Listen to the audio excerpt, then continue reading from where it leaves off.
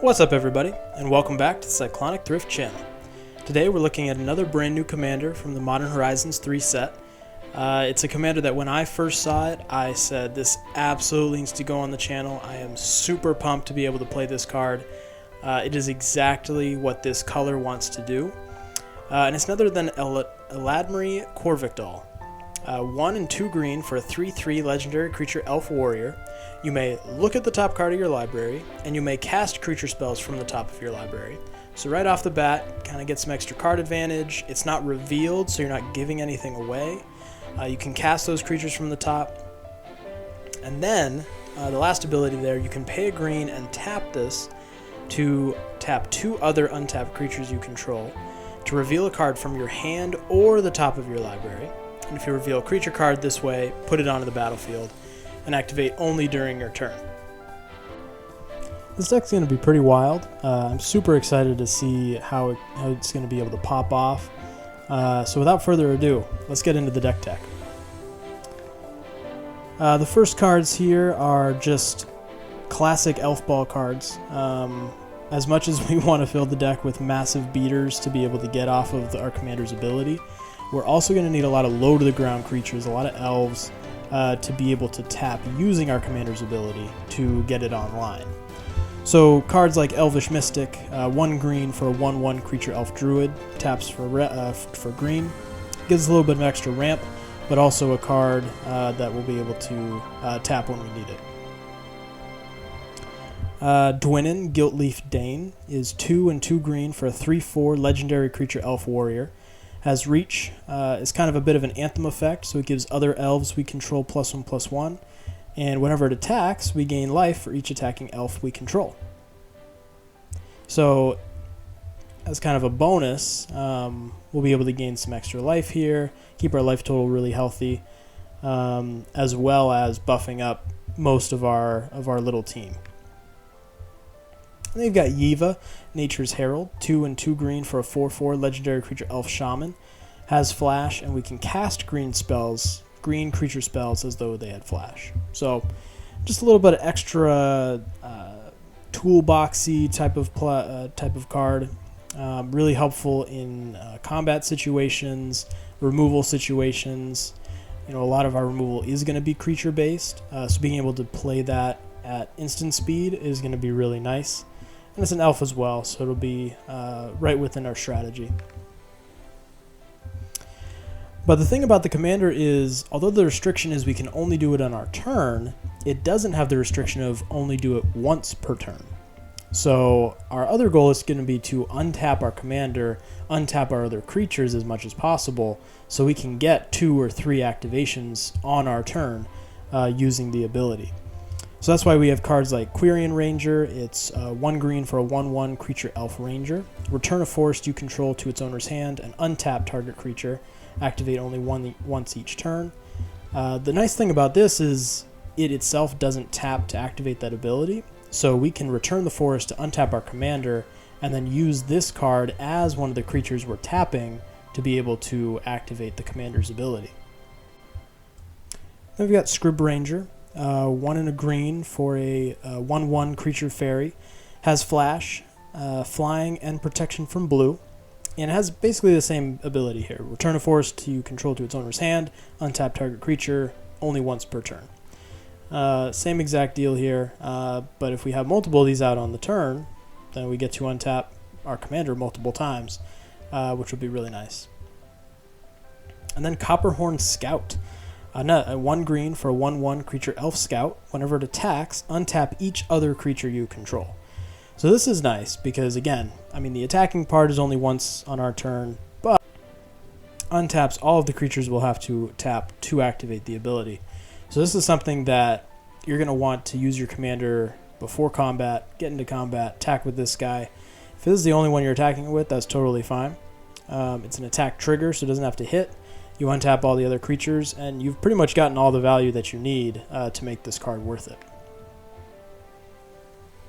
But then, of course, we have to have the massive beaters that mono green is famous for. Creatures that we're going to want to get off of our commander's ability. First is Thunderfoot Baloth, 4 and 2 green for a 5/5 creature beast. has trample, and then as long as you control your commander, Thunderfoot Baloth gets +2/+2, and other creatures you control get +2/+2 and have trample. So this is kind of a commander-based Anthem effect. Giving the +2/+2 and trample is huge, especially for a deck like ours that's going to go pretty wide with a lot of little elves.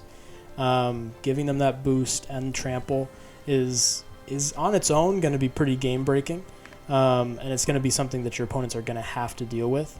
So getting this out for 1 mana is going to feel really nice. Second is Desolation Twin, 10 mana for a 10/10 creature Eldrazi. When you cast this spell, you create a 10/10 colorless Eldrazi creature token.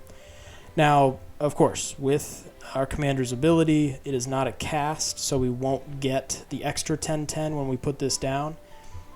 But to be honest, getting a 10/10 for 1 mana is worth it, even if it has no other abilities. And if you happen to have the 10 mana, which in mono green you will most likely have towards the end of a game, then go ahead, get the 2 10/10s, and it's still worth it. But, I mean, slamming this down for 1 mana is going to be amazing. And then finally we got Endray's Forerunners, 5 and 3 green for a 7/7 creature boar. Vigilance, Trample, Haste. When it enters the battlefield, other creatures you control get +2/+2 and gain Vigilance and Trample until end of turn. So this is, again, kind of a game ender way to finish off our opponents through combat. It's an ETB, so even if we do use our commander, we still get the effect. And this is something that, this will be able to get a lot of damage through on our opponents. +2/+2 and trample are kind of the big things here, but the vigilance is also nice because it means that after combat, we'll still be able to tap those creatures if we want to use our commander one more time. So this is meant to be a bit of a finisher, so be careful when and where you play this.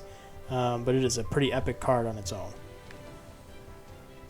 And that brings us to the vegetable portion of the deck.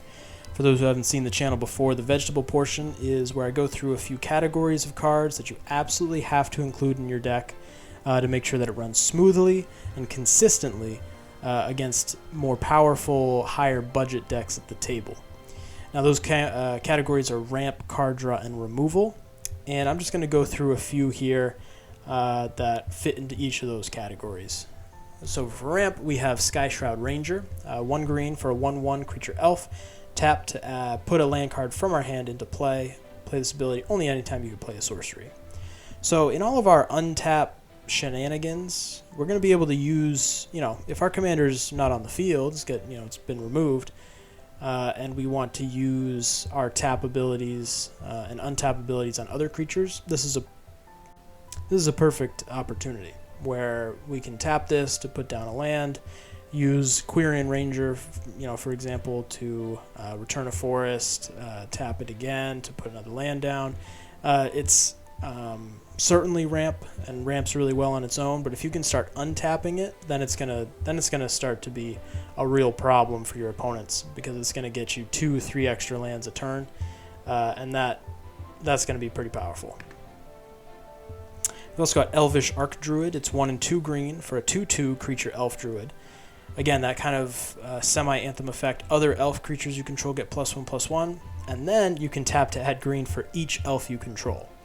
Which, if you have played any elf decks or played against any elf decks, that line is incredibly powerful. And especially if you're able to untap it and add more mana, you're going to have some pretty explosive turns. You will easily get to that 10 mana you need to cast Desolation Twin. And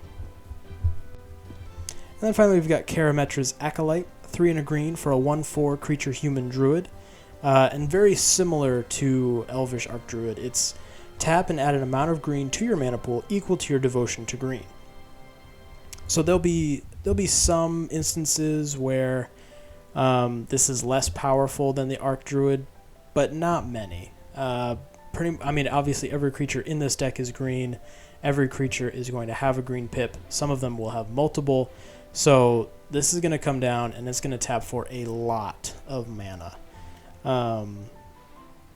It is one of the more powerful ramp pieces in this deck and something that you're going to want to keep around because if you get it to untap with it on your turn and utilize it, it's going to be a massive boost.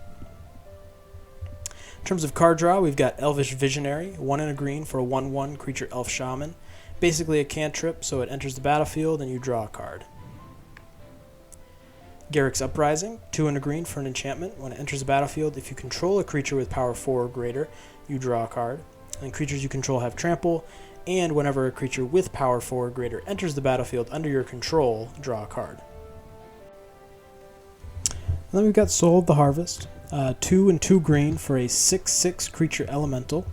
Has trample, and whenever another non-token creature enters the battlefield under your control, you may draw a card. So this is going to be excellent. Very low restrictions here. Any of our elves that we're putting down for 1 or 2 mana draws us a card. It's going to keep our hand nice and healthy. And you know, it's an ETB, not a cast. So when we do put creatures down with our commander, that'll also trigger and give us an extra card.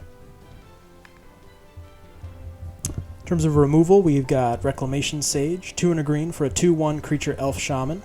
When it enters the battlefield, you may destroy target artifact or enchantment. We have Null-Made Shepherd, 3 and a green for a 2/4 creature elf shaman. Tap 4 untapped creatures you control to destroy a target artifact or enchantment. This is kind of fun. Again, plays with the untap tap shenanigans. A very repeatable effect, and since we're going wide, we'll have plenty of creatures to work with here. And then Terastodon, 6 and 2 green for a 9/9 creature elephant. When it enters the battlefield, you may destroy up to 3 target non-creature permanents. For each permanent put into a graveyard this way, its controller creates a 3/3 green elephant creature token. So this is an excellent ETB effect that your commander is going to be able to take advantage of with its ability. On top of that, it's just a 9/9 beater. It's going to be a huge problem for your opponents, and to take it, it's a 3-for-1 basically, which with your commander, you're paying 1 mana to destroy 3 things. That's an excellent rate. That brings us to the Thrift pick of the deck. For those who haven't seen the channel before, the Thrift pick is the card that maybe it's not objectively the best card in the deck. Maybe it's not the most powerful or the most expensive, but it is the card that I think plays really well into the strategy. I'm really excited to play it. And for this deck, the Thrift pick is Vitalize. It's 1 green for an instant, and it's super simple. You just untap all creatures you control. Like I said, as you've seen in the course of this video, we are playing a ton of tapping creatures. Not to mention our commander will utilize a lot of tapping. So to be able to untap all your creatures you control, not based on combat like the Copperhorn Scout, but just to be able to do it whenever you want, is incredibly powerful. For 1 mana, I'm super excited to get this in the hand. It's going to lead to a very explosive turn, which I'm very excited for. And with that brings us to the end of the video. Hope you guys enjoyed. If you did, please like the video, comment down below if you can think of any cards that I might have missed or should have included. Mono green is especially elf ball mono green with big mana creatures. There's a lot of options, so I went with the ones that I thought would be most exciting and best fit. But if you guys know of any that you should have included, please let us know. If you're not already, please subscribe to the channel. Until next time, stay safe and stay thrifty.